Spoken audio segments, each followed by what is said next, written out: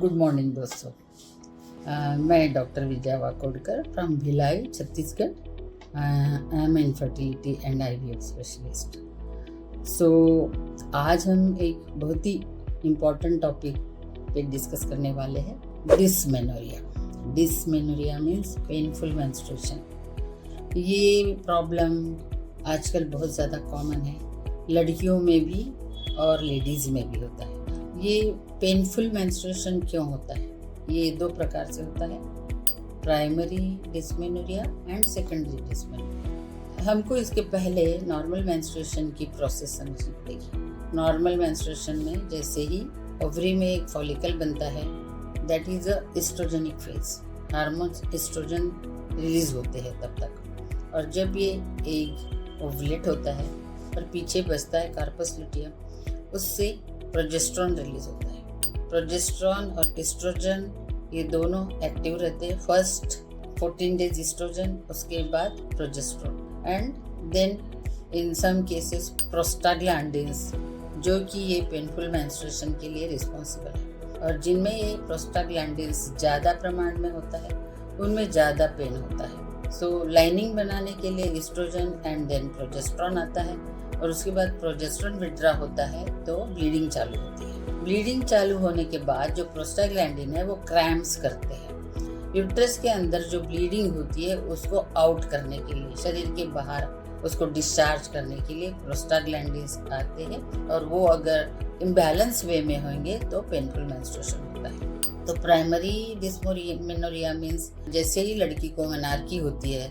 देखो आजकल तो बहुत ही छोटी छोटी बच्चियों को मेंसेस स्टार्ट हो रहे हैं। पुराने ज़माने में 17, 18, 16 ये एज होता था, पर आज तो मैं देखती हूँ 9 साल की बच्ची को भी मेंसेस चालू होते हैं। तो ये 9 साल की बच्ची को हम क्या काउंसलिंग करेंगे, क्या बताएंगे? वो बेचारी क्या समझेगी? छोटे छोटे बच्चे हैं, और ऊपर से उनको अगर पेनफुल मेंसेस चालू हुए तो वो तो देखा नहीं जाता, छोटे छोटे बच्चे हैं और उनको पेनफुल मेंसेस होते हैं, पर उनको समझाना पड़ता है और how to bear it, how to handle it, ये बताना पड़ता है। तो प्राइमरी डिस्मेनोरिया मीन्स शुरुआत में एन ओवुलेटरी साइकिल्स होती है, उसमें पेन नहीं होता, पर जब 1-2 साल के बाद ओवुलेटरी साइकिल चालू होती है तो पेन चालू होता है।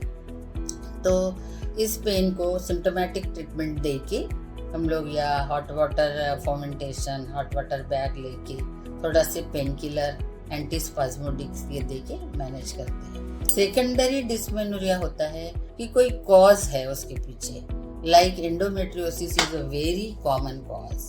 PID, पेल्विक इन्फ्लेमेटरी डिसीज, जो ट्यूब, ओवरीज और पेल्विक ऑर्गन को इन्फेक्शन होता है, वो क्रॉनिक हो जाता है, वहाँ फ्लूइड जमा हो जाता है, उसके कारण होता है। देन तीसरा फाइब्रॉइड्स। फाइब्रॉइड्स अगर ऐसी जगह है कि जहाँ से मेंसेस आना जाना मुश्किल होता है, सर्वाइकल फाइब्रॉइड या लोअर सेगमेंट के फाइब्रॉइड्स, और वो कहाँ है, वो सबम्यूकस है, तो वो परेशान करते हैं, पेनफुल मेंसेस हो सकते हैं। पॉलिप्स, एंडोमेट्रियल पॉलिप्स या फाइब्रॉइड पॉलिप्स, वो अगर है तो uterus always it tries to expel it out, तो कॉन्ट्रैक्शंस बढ़ते हैं, मस्कुलेचर का कॉन्ट्रैक्शन बढ़ता है, उसकी वजह से क्रैम्प्स होते हैं, और क्रैम्प्स की वजह से पेशेंट को पेन फील होता है। तो क्या कॉज है behind this secondary dysmenorrhea? Endometriosis होगा तो उसका ट्रीटमेंट होगा, फाइब्रॉइड्स है और फाइब्रॉइड्स बड़े हैं तो उसको रिमूव किया जाएगा। पेल्विक इन्फ्लेमेटरी डिसीज है तो PID की सारी ट्रीटमेंट थोड़ी लंबी होती है और उससे रिलीज हो जाता है। फिर ट्यूब में अगर कुछ प्रॉब्लम है, हाइड्रोसल्फिंग्स है, या ट्यूबल इन्फेक्शन हो गया, या ओवरी में कोई सिस्ट है, तो उसके वजह से, ऐसे अनेक कारणों से डिस्मेनोरिया होता है। हार्मोनल इम्बैलेंस, आजकल PCOD, पॉलीसिस्टिक ओवरी में ओवरी बड़ी बड़ी हो जाती है, हार्मोनल डिसबैलेंस हो जाता है, उसकी वजह से रेगुलर मेंसेस आते नहीं, कभी भी उनको 2-3 महीने के बाद एनी टाइम मेंसेस शुरू हो जाते हैं। बच्चा तैयार भी नहीं रहता कि अभी मेरा मेंसेस आने वाला है कि नहीं आने वाला है। जैसे रेगुलर मेंसेस में हमको पता है कि आज इतनी डेट है, मेरा मेंसेस बस अराउंड दिस डेट आने वाला है। PCOD में ऐसी स्थिति नहीं होती है।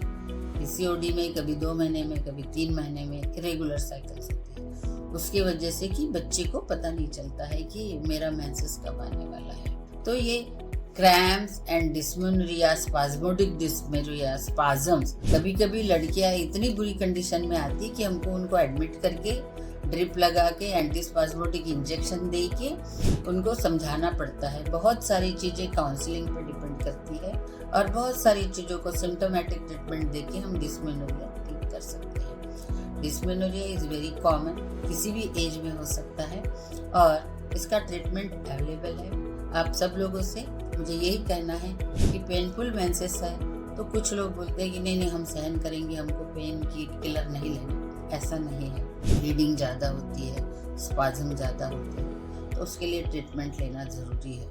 और अगर आप मैरिड है तो लेप्रोस्कोपी करके देख लेना चाहिए, सोनोग्राफी करके देख लेना चाहिए कि कहाँ क्या है और उसके हिसाब से उसका ट्रीटमेंट होगा। तो dysmenorrhea is not a disease, it is a symptom and find out what is the cause of it, cause behind the dysmenorrhea, and then go for अच्छा consultant आपके आजू बाजू जो भी होंगे and discuss your problem। इसके वजह से एवरी मंथ आप सफ़र करते हैं, लॉन्ग टर्म में इसके वजह से इनफर्टिलिटी हो सकता है और पेन बहुत होने से ज़िंदगी थोड़ी, इसके पेन के साथ साथ आपको वॉमिटिंग होता है, लूज मोशन होता है, डायरिया होता है, तो ये सब प्रोस्टाग्लैंडिन्स के कारण होता है। तो उसका इलाज अवेलेबल है। You should go to your nearby consultant and discuss it and follow the instruction. Thank you so much. मैं समझती हूँ कि ये नॉलेज आपको कुछ तो एनलाइट किया होगा और मेरे चैनल को सब्सक्राइब करिए एंड इसको और लोगों में जाने दीजिए। Thank you so much.